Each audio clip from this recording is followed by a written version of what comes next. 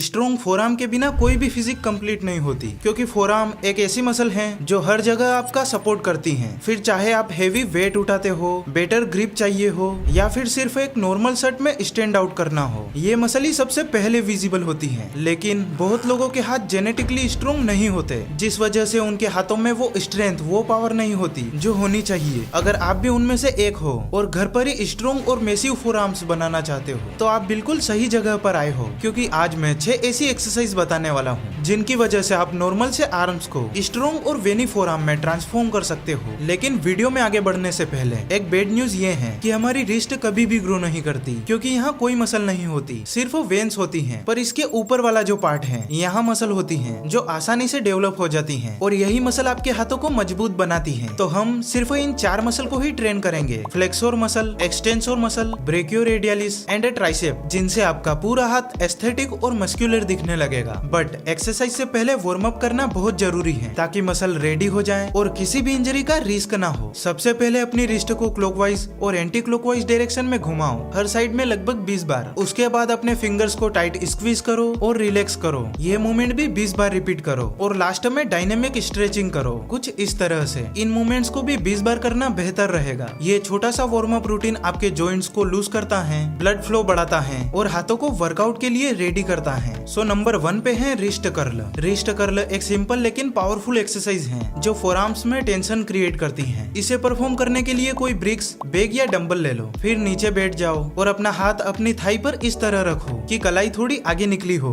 अब वेट को धीरे से ऊपर कर्ल करो और फोरआर्म को टाइट स्क्वीज करो, फिर कंट्रोल के साथ नीचे लाओ, ताकि टेंशन फोरआर्म में पूरे टाइम बनी रहे। हर सेट में 20 बार रिपीट करो और ऐसे 3 सेट कंप्लीट करो। शुरुआत में हल्का वेट लो और जैसे जैसे स्ट्रेंथ बढ़ती जाए, वेट भी धीरे धीरे बढ़ाते रहो। इस तरह दूसरे हाथ से भी रिपीट करो, ताकि दोनों फोरआर्म्स इक्वली स्ट्रॉन्ग बने। इस एक्सरसाइज में अक्सर लोग जल्दी जल्दी मूवमेंट करते हैं या पूरा हाथ हिला देते हैं, लेकिन आप ध्यान रखो कि सिर्फ कलाई ही मूव हो, एल्बो स्टेबल रहे। फास्ट मूवमेंट से मसल पर प्रेशर कम पड़ता है, जिससे वो सही से ग्रो नहीं हो पाती। Number 2, reverse wrist curl. इस एक्सरसाइज के लिए भी वही ब्रिक्स यूज करनी है, बस इस बार हाथ की हथेली नीचे की ओर होनी चाहिए। हाथ को अपनी थाई पर प्रॉपर सेट करो और कलाई को थोड़ी आगे निकालो। अब रिस्ट को नीचे की तरफ कर्ल करो और फिर पूरे कंट्रोल के साथ ऊपर लाओ। इस तरह 20 रेप्स के 3 सेट कंप्लीट करो। ध्यान रहे मूवमेंट सिर्फ कलाई से ही हो, पूरा हाथ ना हिले। इन दोनों एक्सरसाइज और बाकी की 4 एक्सरसाइज में फास्ट रिजल्ट पाने के लिए प्रोग्रेसिव ओवरलोड का यूज करो। मतलब अगर आप फोरआर्म्स या किसी भी मसल को स्ट्रॉन्ग और बड़ी बनाना चाहते हो, तो सेम वेट बार बार उठाकर रुक नहीं सकते।